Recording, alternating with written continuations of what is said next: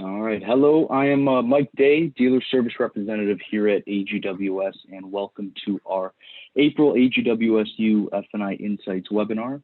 Today, Bob Harkins, our Vice President of Training, will be covering the ABA, the CFPB, the FTC, and the NADA and the impact on the F&I menu. If you have any questions or comments during, please type them in the panel on the right. We will try to address them as we go.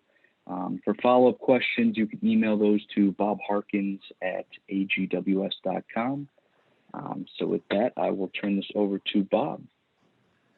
Thank you very much, Mike Day. Hello again, everyone, and welcome back to F&I Insights. Next slide, Mike. Today's topic, as Mike said, is the ABA, the CFPB, the FTC, the NADA, and their impact on the F&I menu. The ABA, of course, is the American Bar Association, CFPB, Consumer Financial Protection Bureau, FTC, the ever popular Federal Trade Commission. Now, when we say NADA, we're talking about not just the National Automobile Dealers Association, but also two other organizations that's really part of NADA, and that would be NAMAD, that's the National Association of Minority Auto Dealers, as well as AIADA, which is the American International Automobile Dealers Association. So that's the import dealers. So we're talking about these four entities or organizations and their impact, meaning their effect or influences on our thinking as it relates to the F&I menu and successful menu selling. Before we get going, from a disclaimer standpoint, it's very important that I share this. Please remember as we get into this today that I'm not an attorney. I certainly don't pretend to be. So nothing that I say, give, or show you today is in any way intended as legal advice. It's something to help you look at, evaluate, and if necessary, perhaps improve the effectiveness of your overall business policies, your business practices. Obviously, consult with your attorney, your house counsel regarding the legality of any policy or procedures that you would ultimately change or adopt. Staying with this same slide, let me just share with you, I think, some great news that came hot off the press just last week from NADA's chief economist. And NADA's chief economist, his name is Patrick Manzi, M-A-N-Z-I. And as a bit of background on that, a bit of history, recall that in years 2015 through 2019, from a new car and light truck standpoint, we had 5 straight years above 17 million new cars and light trucks. 2016 was the record year ever in the history of our business, and that was 17.5 million new cars and light trucks. Getting into last year, pre-COVID, the initial data forecast was 16.8 million new cars and light trucks. Then with the hit of COVID and the impact on really the second, third, and third quarters, that was dropped from 13.2 to 13.5 million new cars and light trucks. But we came back really strong the end of the third quarter, as you know, and into the fourth. And as an industry last year, we finished at 14.5 million new cars and light trucks for 2020.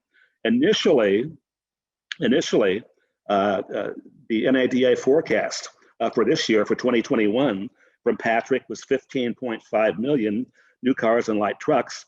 But what he just announced last week, I believe it was on the 8th, is that now, because of the strong performance in our industry through the first quarter of this year and the expectations for the balance of 2021, the NADA forecast now has been bumped to 16.3 million new cars and light trucks.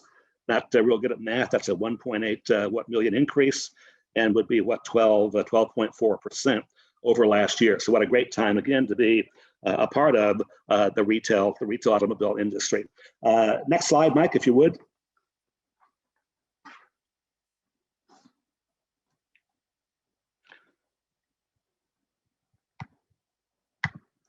Okay, our AGWSU webinar series, just a quick word about this. This is webinar number 20 in our series. We did 4 in 2019 and then 12 all last year in January through April of this year.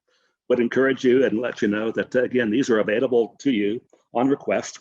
We like to think of these as providing our agent partners and dealer clients with a 24/7 on demand F&I and compliance training program. And you can access any and all of these webinars by going to agwsu.com/webinars. And you see that up at the top of each page. agwsu.com/webinars. You'll click on that, an arrow will appear. You can play any of these that you want.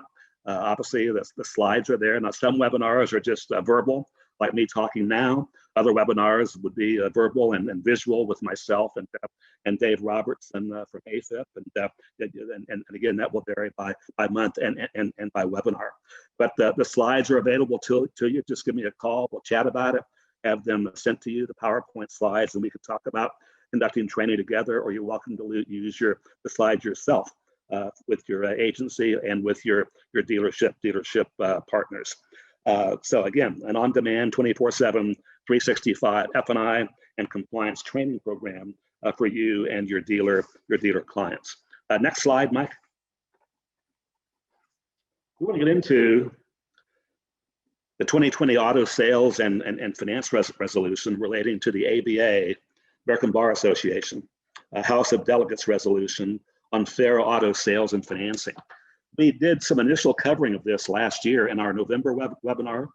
This information, hot off the press, is information again from Hudson Cook's attorney, L. Gene Noonan. And initially part of this was on the September 2020 Spot Delivery newsletter. And this article was written by Gene. Noonan is also, she co-authored 4 chapters in the current edition of Car Law, the 8th edition, the F&I Legal Desk Book that we use in our training. I know many of you have them on site and in your agencies. And also, Noonan has been named as a member of the CFPB Task Force on Federal Consumer Financial Law, and they're doing a number of diligent things with respect to that.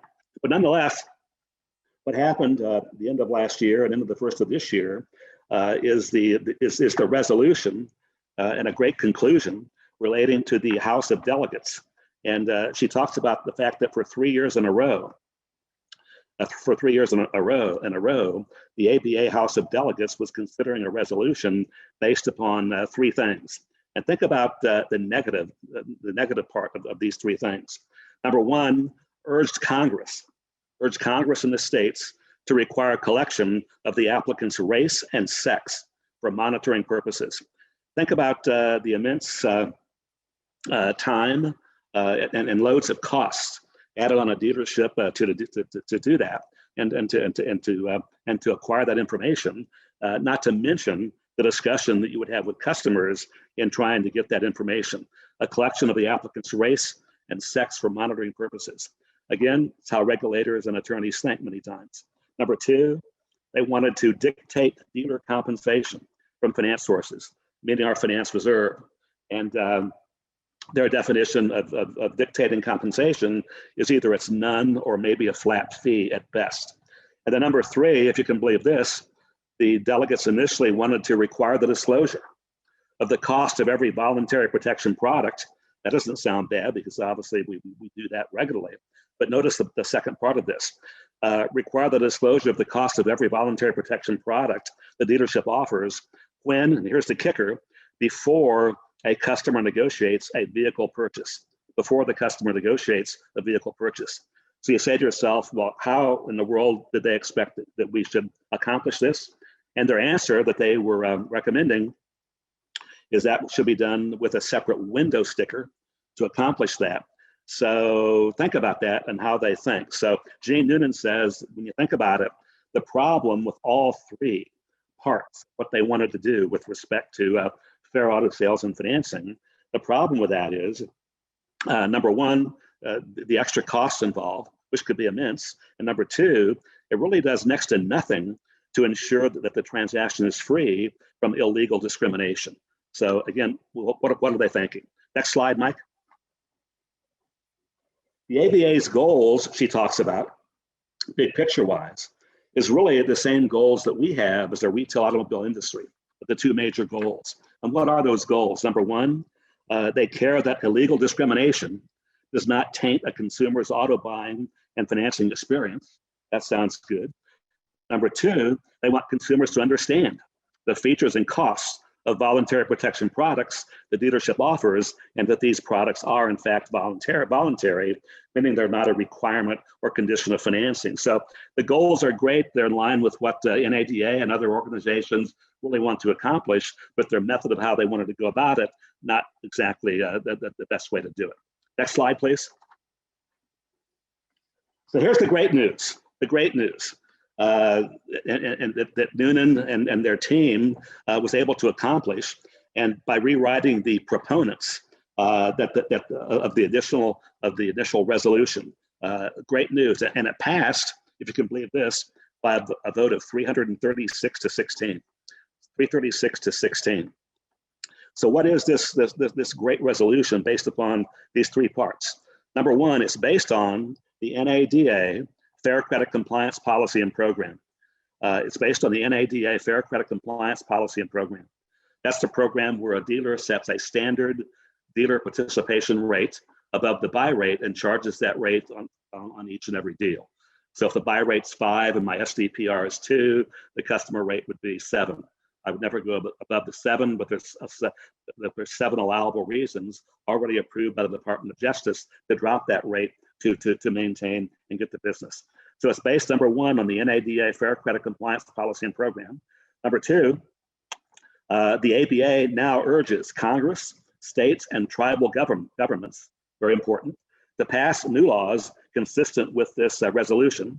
And law firm of Hudson Cook and others tell me that lobbying has begun to accomplish this, and that's going very, very well. And number three, and here's the best part of all, perhaps, resolution states that dealerships be offered a safe harbor protection against pricing discrimination claims if they faithfully implement the NADA Fair Credit Compliance Policy and Program. So again, three things: the big win, the big change, the big opportunity, again, is that if you're faithfully implement the program, we will have safe harbor protection. So, I'm not real good with definitions sometimes, so I looked up the word faithful. Talks about being loyal, so we'd be loyal to the program, conscientious about it, and reliable. So we establish a preset standard dealer participation rate that is added to the wholesale buy rate on each and every transaction. So that was a great final resolution. Next slide, the bottom line. Bottom line, three things. Dealership's use of the program still remains voluntary. It's not a mandate. Dealer has a choice. So they let us make that decision. Number two, dealerships that adopt the program have protection from baseless ECOA, Equal Credit Opportunity Act, pricing discrimination claims. Why would you not want to have protection from those baseless claims? And then number three, we would have comfort for the dealership, our customers, and the finance sources that buy our paper, that buy our contracts. So the bottom line, when you think about the dealer and compliance and ethics and the protection of the dealer and the dealership, what this program does, if faithfully implemented, it provides the dealer, if ever challenged by any state or federal or local predatory litigator or whatever, it provides you with a statistically verifiable and legally defensible basis for the quoted rate. And as it says with the program, provides you and provides protection from baseless ECOA pricing discrimination claims. So two big wins as a result of Jean Newton and her team as it relates to the auto finance resolution. So we'd encourage you, if you're a dealer, talk with your attorney, your house counsel concerning this.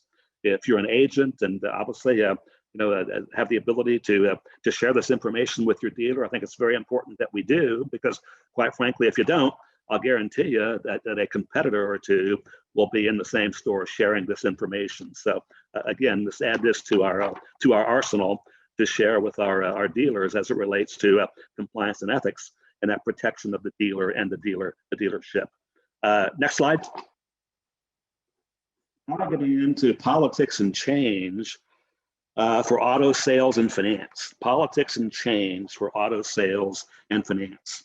Some of this we presented to you early in the year, and now that information has now become fact. So the prophecy is now fact. First of all, we have a new CFPB director appointed by President Biden. His name is Rohit. It's pronounced Rohit, and the last name is Chopra. Rohit Chopra. Rohit Chopra, appointed by President Biden to be confirmed by the Senate. He previously served as the Federal Trade Commission commissioner, and those people that are on the commission of the FTC, that's for a period of 7 years.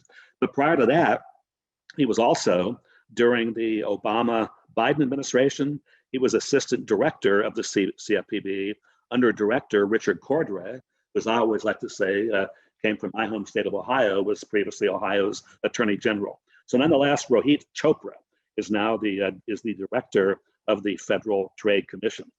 Next line down, we have a new FTC chairman appointed by President Biden. The FTC, of course, is headed by 5 commissioners, and then the president, among those 5, appoints a chairman. And it's a 7-year term. You can have no more than 3 from the same political party. So now the FTC commissioners is comprised of 3 Democrats and 2 Republicans. The name of the FTC chairman, appointed and confirmed by President Biden, is Rebecca Kelly Slaughter. Rebecca Kelly Slaughter, Slaughter. Rebecca Kelly Slaughter. Rebecca Kelly Slaughter was one of the 5 commissioners, and he picked her out of the current group of commissioners to now become the FTC chairman. Interesting quotes we have already from Rebecca Kelly Slaughter with respect to a case that she was involved in some time back, and also has re-echoed these same sentiments as chairman of the Federal Trade Commission. And here's the 3 quotes. Quote number 1, quote, "The automobile financing market in the United States is profoundly broken," unquote. Again, the chairman of the FTC. Quote number 2, "In my view, far-reaching structural reform to the automobile financing and sales markets," that means F&I product sales as well, "is long overdue and urgently needed. First and foremost, the Commission can start by initiating a rulemaking under the Dodd-Frank Act to regulate dealer markup," unquote. And then quote number 3, here we go. Quote, on that score, dealer markup has got to go, and I would like to help," unquote. So those 3 quotes from Rebecca Kelly Slaughter, now the chairman of the Federal Trade Commission. So in other words, what's she saying? It's eliminating finance reserve as a means to combat discrimination. And that's a previous view that was held some time back and still is held really by the CFPB, the Consumer Financial Protection Bureau. So that from Rebecca Kelly Slaughter. Also staying with that as far as people making the news in quotes, again, reiterated from Senator Elizabeth Warren from Massachusetts. And here is Elizabeth Warren's quote.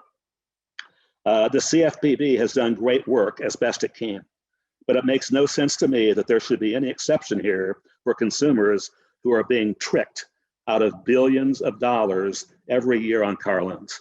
That's her quote. I'm gonna read that again. Being tricked out of billions of dollars every year on car loans. Well, obviously she probably doesn't know the difference between a loan and a retail installment sale contract, and they probably never will. But what she's talking about is the markup from the buy rate to the contract rate, and referring to that as being tricked and billions of dollars every year on car loans. So once again, how the regulators and many of our politicians think as it relates to this. And then last but not least, we have a new Attorney General designate named by President Biden, and that will be Merrick Garland. So this information that I just shared with you, provided by Eric Johnson. Eric Johnson is part of the Hudson Cook team. He's heads their Oklahoma City office, and Eric is also the editor-in-chief now of the Hudson Cook monthly spot delivery newsletter.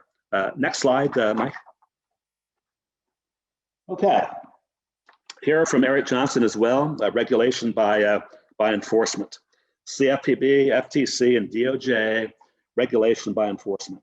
And the prediction here is, and Rohit Chopra has indicated it, It's a return to the thrilling days of yesteryear, to regulation by enforcement, and going back to the days of 2013, 14, 15, et cetera, and the discrimination lawsuits, similar to what we remember that was hit that Ally faced, American Honda Finance, Fifth Third Bank, and Toyota Motor Credit Corporation, as far as disparate impact, and the charge being the same for all of them, and that African Americans, Asian Americans, and Hispanics were charged higher APRs than white customers with similar credit profiles. So perhaps it appears that we're returning to that, per Eric Johnson, saying CFPB to take a more aggressive stance toward consumer protections, and primarily as a result of that is given the economic and other effects of COVID-19, a continuation by the FTC of their aggressive enforcement posture, which they really did under the Trump administration as well, and also, last but not least, the Department of Justice, a renewed interest on fair lending and racial equity, a term in the news of late, racial equity, with a more liberal attorney general, and that would be with Merrick Garland. So once again, more regulation, more enforcement, more attorneys' fees, and court costs as we prepare for this. Next slide, Mike. So what do we do? Well, first of all, I think we got to work smarter, not harder. Think about our one-on-ones with the customer, and share with you and recommend to you that you do things that I, as a trainer with a number of companies, have been sharing for some time. And thousands of stores utilize this. Other stores have never heard of it, and quite frankly, some stores won't even try. But give it a chance. Give it a chance. And what this is, I think, especially now, with the litigious environment that we're in, is to establish and develop a dealership value statement for your dealership. The dealership value statement is the foundation of your presentation. It sets up everything for you. It should be verbalized to the customer prior to your menu presentation or introduction to the menu. And notice some things that are written there. We want to talk to the consumer about the fact that we're a full service dealership, both a transportation, service, and financial center. Our commitment is to do business the right way. The acronym there is RHITT. Since that was printed, I added another T to that. And those five initials, RHITT, stand for 5 principles as to how our dealership is committed to conduct business. Everything that they do is based on these 5 principles. R stands for respect, H stands for honesty, I stands for integrity, first T stands for transparency, and the second T stands for trust. Respect, honesty, integrity, transparency, and trust. So everything that we do is based on these 5 principles. As a result of that, we developed a unique financial package with all of our finance sources. Unique financial package is really 3 elements or conditions of that. Convenient and easy to take advantage of. It's available really to almost everyone. But you know, folks, the most important reason why our dealer, Mr. Harkins, developed this program with all of his financial sources, quite frankly, is because we care. Folks, we really do. We care not just about your business today. That's very important to us, but really we care about gaining your respect and earning your repeat and referral business for the future. And because of that, of course, folks, we care about protecting both your good credit, that is your credit track record, and in fact, Mr. Customer, your increasing investment in your purchase as well. And from there, we'll get into the introduction to the menu, confirming the top of the menu, customer initials, the base payment, and then into my product outline as it relates to the menu as well. So the dealership value statement, foundation of your presentation, sets up the presentation for you. And you know, every time I think about this, I talk about and think about Zig Ziglar and him talking about the fact that the most important question in sales or selling is, what do our customers see in us? What do our customers see in us? Well, if they saw this in us, the RHIT or RHITT, and also what they see, a proper display of sincerity, enthusiasm, and empathy, it's got to be a very positive thing. And then 3 questions that I think are on the minds of every customer when they come into F&I, and also even if it's a remote presentation as well. And typically these are questions that they're thinking about to themselves and talking about with their spouses or other people that are applying for credit, but they're probably not questions that they will ask you directly. Well, what are these 3 or 4 questions? Number 1 is, can I trust you? Number 2 is, are you credible? Number 3 is, and do you really care about me and my needs and situation? Or number 4, are you really not trying to help me, but you're just trying to sell me something? So take some time, work with your people that are presenting your products and services, talk with the dealer, develop a dealership value statement. This is what makes your store unique. This is your brand, and share that with the people that you're talking to as it relates to the presentation of your voluntary protection products. Next slide, Mike. Speaking of voluntary protection products and talking about the NADA program, which is the voluntary protection products, a model for presenting them, a leadership model. Here is the display poster that NADA recommends that you display in clear view of prospective customers. So again, this is from the NADA Model Leadership Policy for Voluntary Protection Products. If you're a NADA member, you can go to nada.org and pull that up. It's 18 pages long. It's written by NADA's Paul Metrey, M-E-T-R-E-Y. Paul is the senior vice president for NADA as it relates to these matters, and also heads their financial responsibilities as well with the issues that NADA is involved with, chief counsel and director of their financial responsibility obligations. So what does this product policy say? Our dealership offers vehicle service contracts and other voluntary products that are designed to protect your investment in a vehicle you purchase or lease from us. The purchase of any of these voluntary protection products is completely optional and is not required to purchase or lease a vehicle or obtain warranty coverage, financing on particular terms, or any other product or service offered by the dealership. Our dealership is fully committed to providing you the price, terms, and conditions of each voluntary protection product before you decide to purchase it. So it's from NADA, from their voluntary protection products, model leadership policy, and you'll find this on page 17 of the 18-page booklet that spells out that policy. Next slide, Mike. Also, from the NADA program, the NADA policy, best practices for menu presentations and disclosures. Number 1, the dealership will inform customers orally that the VPPs it offers are optional, okay? Second bullet point, the dealership will present VPPs to customers in a standard, simple menu format that at a minimum prominently discloses. And before we get into these 8 things, being a simple person myself, I looked up the word simple, and according to Webster, simple means uncomplicated, easy to understand, having only one or a few parts. So to me, and what I've been promoting and recommending for some time now, when it comes to menu development, is a single column menu, maybe 2 columns, a second column, but that second column is a custom column, which is blank, as opposed to the traditional, maybe still 4-column menu, something that has platinum, gold, silver, bronze, whatever, or rust or tinfoil, whatever your precious metals are. But you got to think about yourself. When a customer sees that for the first time, and we haven't gone through it, they don't see this each and every day. They see 4 columns there, precious metal titles. One column has 5, the next column has 4, next column has 3, next column has 2. Now, granted, you may only be offering or presenting 5 options, but to them, it looks like, hey, it's maybe 14. So, I mean, why have that working against you?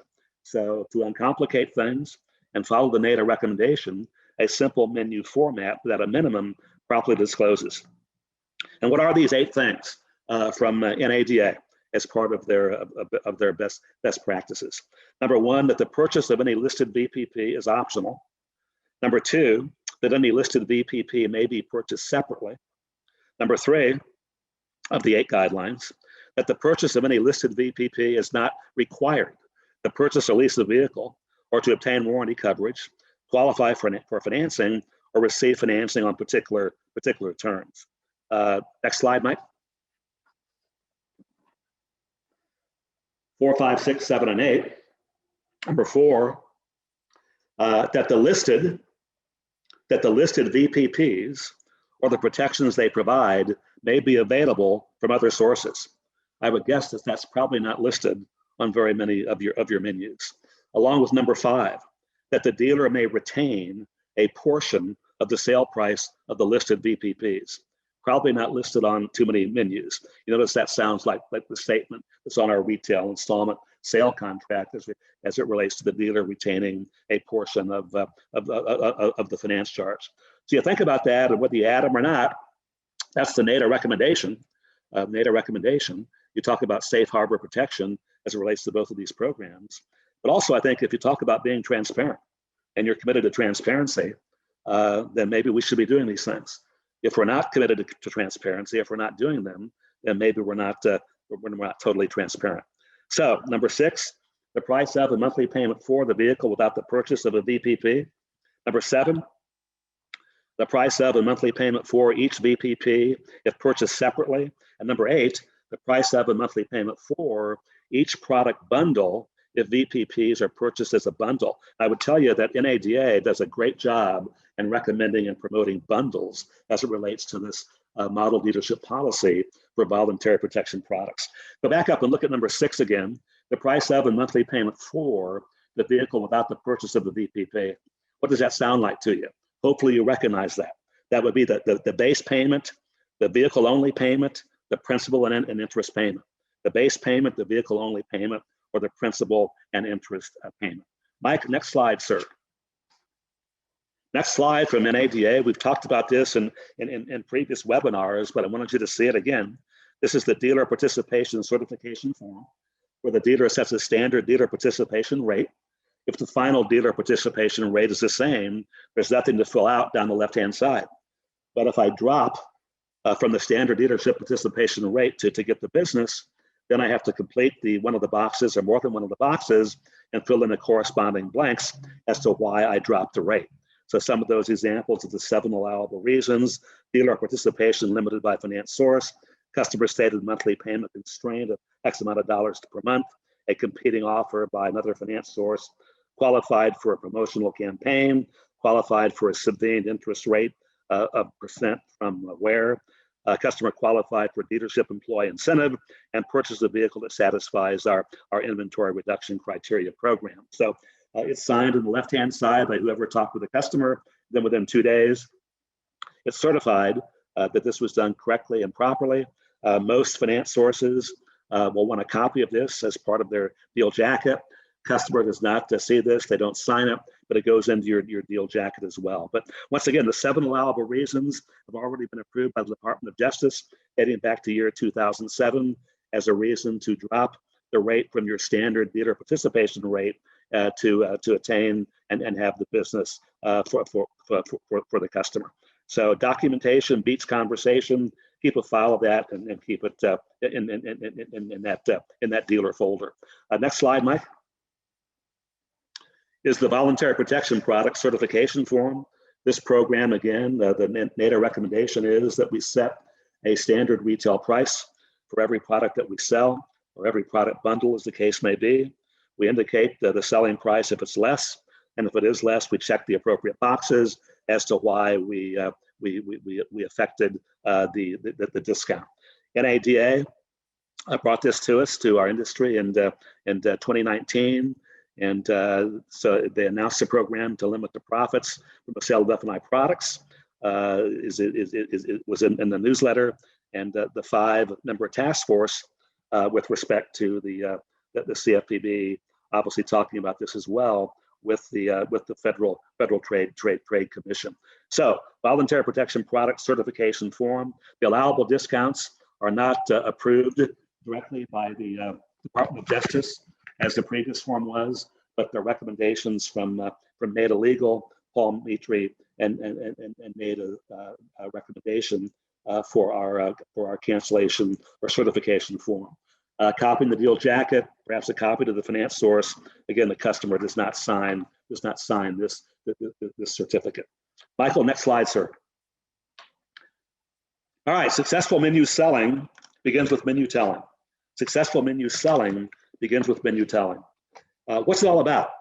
It's really a process that's based on telling and helping instead of initially selling.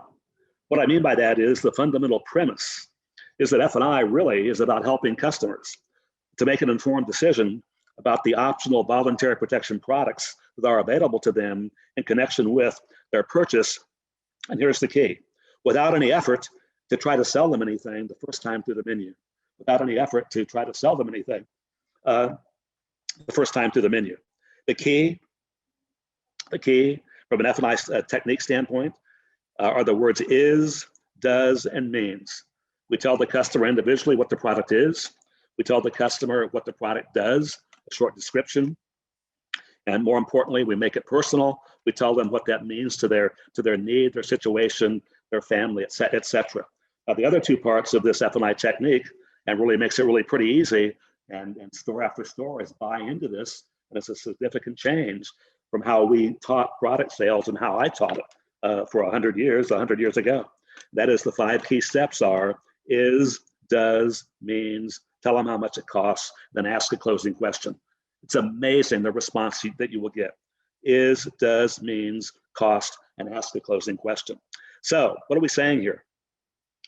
Bottom line, presenting options with the focus on informing customers of what is available with no pressure to buy will allow customers to make comments, tell you what they think, ask questions, and have a conversation.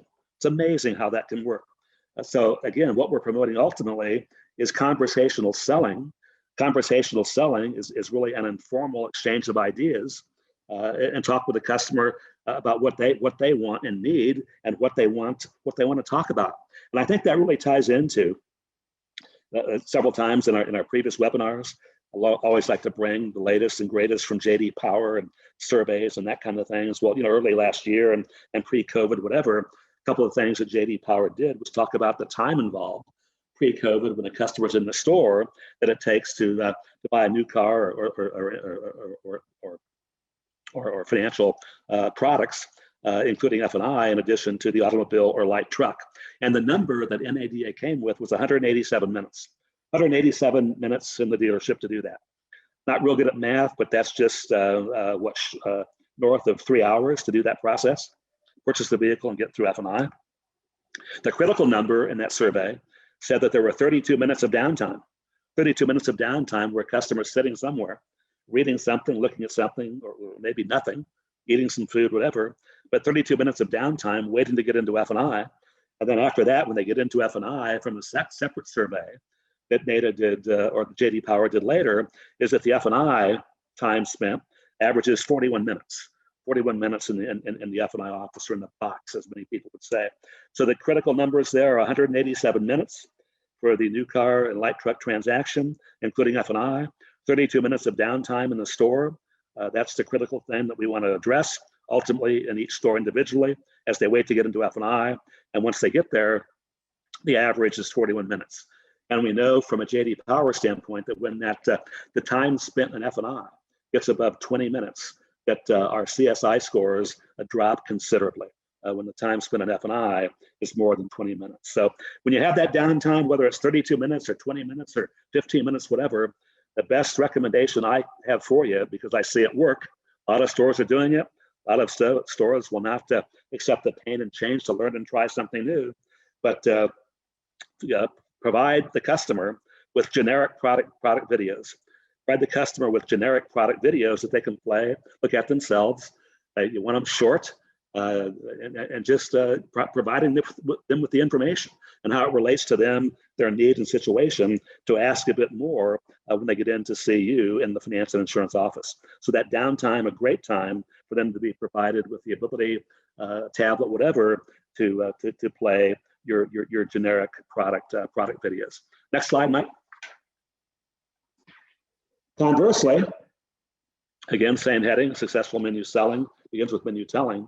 Conversely, using the menu as a selling tool and the initial disclosure creates more resistance to the products that you offer and makes overcoming objections more difficult. And we've known that for decades, so why do we do it?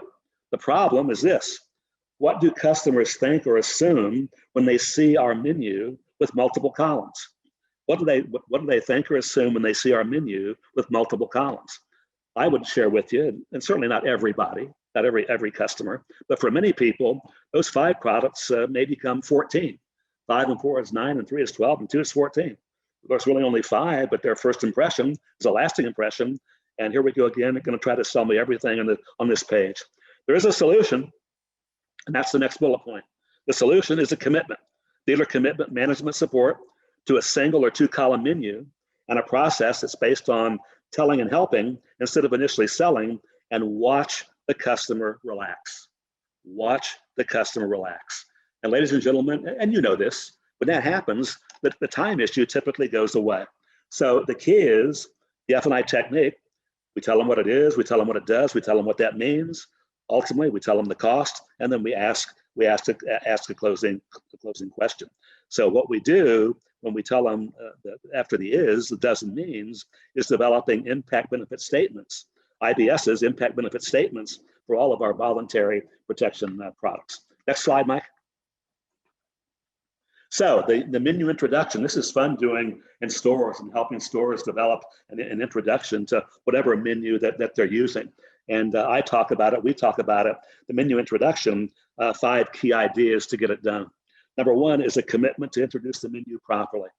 And by that I mean, let's be low key, let's be downstream and non-confrontational. We want to flow with the customer's opinions and remarks. Low key, downstream, non-confrontational. For the menu itself, the menu introduction, we want to eliminate 5 negative trigger words. Now, these trigger words may be great later for our F&I presentation and perhaps for objection handling. But the recommendation here, we're talking now about the menu introduction, and that's to eliminate 5 negative trigger words. And what are they? Services, coverages, features, benefits, and programs. Why? It has the word sale written all over them. So working smarter, not harder, perhaps, let's have elimination of these 5 words as it relates to the menu introduction. Services, coverages, features, benefits, and programs. Next slide, Mike. So if we do that, what do we replace them with? Well, our recommendation is really right from the NADA Model Leadership Policy for Voluntary Protection Products. What's the phrase? The OVPP, the OVPP. Let's use the phrase optional voluntary protection products. Optional voluntary protection products.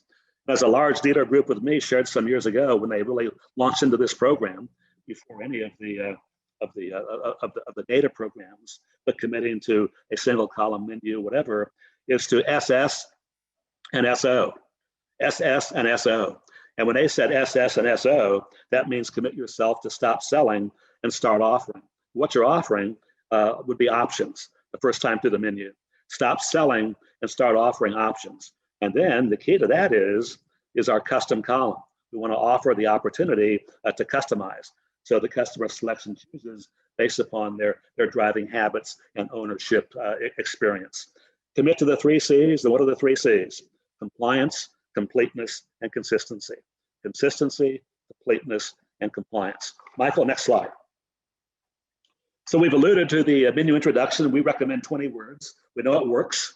Hey, you can have more, you can have less, whatever, but this works. Mr. Customer, here's a menu breakdown of your optional voluntary protection products, there's your phrase, that are available to protect what?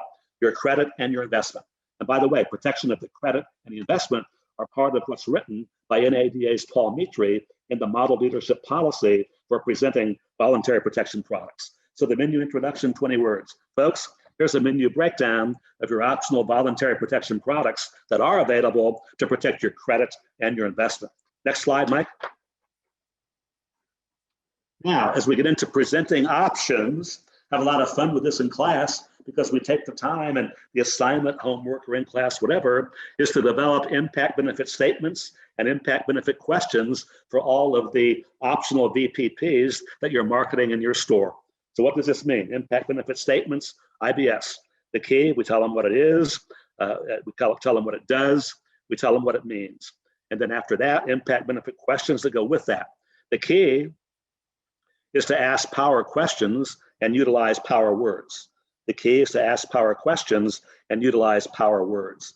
So several examples here, Mr. Customer, What is the one technology feature that excites you the most on your new vehicle today? And by the way, the words one and describe are recommended by sales psychologists as power words to use in our questions. What is the one technology feature that excites you the most on your new vehicle today? Number two, how would you describe a typical month with your vehicle? Isn't that a little bit different than asking how many miles do you plan to drive and how long do you plan to keep it, that we've taught since 1979? We got to work smarter, not harder. How would you describe a typical month with your vehicle? Similar question that goes with that, folks, let me ask you, how would you describe a typical weekend for you and your family? So you're thinking about your VPPs that they maybe qualify for or will need to hear about or listen to as you plant the seed on how it applies to their need and situation and driving habits. And then I love the last one, folks. What one word would best describe how you felt when now you verbalize the story or situation related to a particular product? Folks, what one word would best describe how you felt when you came out of Walmart, and as you got closer and closer to your new vehicle, you saw that shopping cart wedged up against the driver's side door. As you got closer and closer, you could already see it. The smudge was not just a smudge, but it had made too much of a mark. There's an indentation there. There's a break in the paint or whatever. How did you feel? What one word would best describe how you felt when? Folks, one word would best describe how you felt when you hit that pothole and all of a sudden you heard that sound, that thud that we all certainly don't want to hear when we're driving on today's roads. So the words one and technology. As far as benefit questions and statements, take some time with that. Make that an assignment with the people that report to you. Let them develop their own words, but they got to be simple and short. So a service contract, for example, what the service contract does, Mr. Customer, is that it gives you a hedge against inflation on the cost of computers, components, parts, and labor, as it provides you with extended coverage for major and minor repairs and replacements at a reasonable cost. That's what it does. What that means to you, folks, you'll be happy to know that you won't have to budget your cash for costly repair bills later. What can be better than that? For GAP, Guaranteed Asset Protection, what it does, GAP protects your budget, your credit, your savings, and your total investment against financial loss. What that means is if your car gets stolen and not recovered or totaled in an accident, you may not have to pay the difference between what your insurance check is and what you owe the bank. What it is and what it does. Hit the customer with some statistics. Tire and Wheel, one of my favorite products, Tire and Wheel Road Hazard. What Tire and Wheel does is that it gives you repair or replacement coverage for tires and rims, including mounting, balancing, and taxes. And folks, what that means to you, of course, is the next time your tire or rim comes in contact with bad things like nails, glass, metal, potholes, rocks, tree limbs, all that debris in the roadway, next time that happens, the good news is our Tire and Wheel Road Hazard Protection provides you with just that, the protection, response, and services necessary in time of real need. So what it is, what it does, what it means, then after that we get into providing the cost and actually giving the customer the contract to read and look over themselves, not just the brochure, but the contract, and point out to them the pages. You'll find the coverages, exclusions, limits of liability, maintenance requirements or responsibilities on pages 2, 3, 4, and 5. Hand it to the customer. Take your time with it. Be happy to answer, address any questions, your concerns you might have about the policy itself. What can be more transparent than that? Think about that for a minute. What could be more transparent than actually handing that customer and selling or presenting your product off the actual product contract itself? And by the way, the NADA program recommends that as part of the NADA program, as does our company's seller code of conduct for retail sales. Next slide, Mike. Menu introduction. We believe, whatever, that a menu is both a sales tool as well as a compliance tool. That a menu is both a sales and compliance tool. As a result of that, and why is that true? Bullet points. The menu, I believe, the menu is the most important piece of paper or digital document in a deal file. The most important piece of paper or digital document is a properly executed menu. And of course, the two key words there are the words properly executed. Why?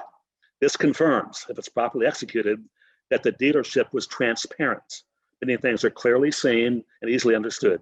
The dealership was transparent during the sale of F&I products. That's your defense whenever you're challenged with respect to payment packing, product packing, tie-in sales, etc. So, a properly executed menu will do four things for you. Number one, it affirms the agreement in sales. It affirms the agreement in sales from a base payment standpoint, as the payment is initialed by the customer. So you have the customer initial that vehicle-only payment. Secondly, it discloses that the products offered and selected are optional, not a requirement. It discloses the base and final payment on the selected decline page. And finally, discloses the prices of selected products and terms, and that the terms agree with the retail installment sale contract or lease agreement. A great resource for you as it relates to the information in much more detail on this page, you'll find in my good friend Gil Vanover's book that Gil published and released. First release of it was in March of 2018. I know many stores that I work with have this, along with Car Law, the F&I Legal Desk book, but I would encourage you to get Gil's book, and the title of it is Automotive Compliance. Automotive Compliance in a Digital World. Automotive Compliance in a Digital World. It's 18 chapters. It's my kind of book. It's not that many pages, 163 pages, and the print's big. So it's easy to read, easy to understand the way it's written. To me, however, the book is worth the price you pay just to read chapters 9, 10, and 11, 3 chapters of the 18. And I call these the 3 E's. The 3 E's. Chapters 9, 10, and 11 are the 3 E's. And what are they, you ask? Chapter 9, e-desking. E-desking. Chapter 10, the e-menu. And chapter 11, e-contracting. So chapters 9, 10, and 11, e-desking, e-menu, and e-contracting. It will help you immensely as you put together your presentation of presenting options, payments, menu development, etc. Next slide, Mike. So the bottom line is, I believe, ask your people sometime to write down a definition of selling and see what they come up with. I believe the most effective way to do selling is to see it as a buying process that the professional salesperson brings about with the customer. The process begins with the discovery of needs which can be met by the products and services being presented. So if you believe that, or if your definition is close to that, I would say you probably have 3 ways to accomplish that. How am I going to get there? Either through a monologue, a dialogue, or conversational selling. Well, for years or decades, it seems like we taught the monologue one way, no customer involvement. We didn't know what they were thinking, and a lot of bad things happened with that. Okay. Then we got smarter, and we switched to dialogue, get the customer involved. The company I was with developed a process called guided discovery, and for every product that we put together, we developed a presentation based upon 4 steps to the sale or to the presentation. Step 1 was qualify, step 2 was need awareness, step 3 was need satisfaction, and step 4 was the trial close. With heavy questions on steps 1, 2, and 4. Need satisfaction, of course, was just the statements. That worked very, very well, except we got overly ambitious and got involved too much with really too many questions and too much dialogue and too many illustrations. And the bottom line is, for many people, that presentation approach became really an interrogation, which is not good. And even worse than that, for many customers, that interrogation led or leads to combative conversation.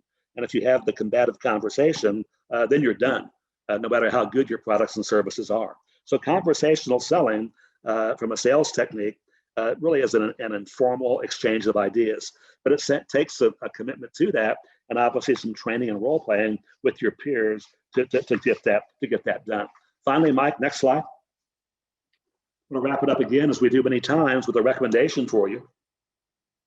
That is to develop a mission statement for your organization, for your dealership. The statement that we recommend for many of our dealer clients, and many of them use it, is very simply this. When the customer leaves, what do you want to have happen? That is, every customer knows what they're getting. Every customer knows what they're getting. They agree to buy it. They know why they need it, and they feel good about it when they leave the dealership. Well, if all of our customers felt that way, think about what that would do to litigation, compliance and ethics, the CFPB, the FTC, the AGs, et cetera. Every customer knows what they're getting, they agree to buy it, they know why they need it, and they feel good about it when they leave our dealership. And then finally, from an AGWS standpoint, our training value statement, and what is that? We endorse and teach. We endorse and teach as an organization the industry standard and best practices that are recommended by NADA, by AFIP, as well as our American Guardian group of companies, Seller Code of Conduct for Retail Sales. It's 11 bullet points, and that serves as a guide to the proper sales practices for all retail sellers of F&I products and services. I'm going to yield back to Mike again. He's going to show you the webinar series and talk with you about some upcoming dates, but I can remind you that these slides are all available to you, as well as our slides from our other 19 webinars. Contact me, we can get them to you.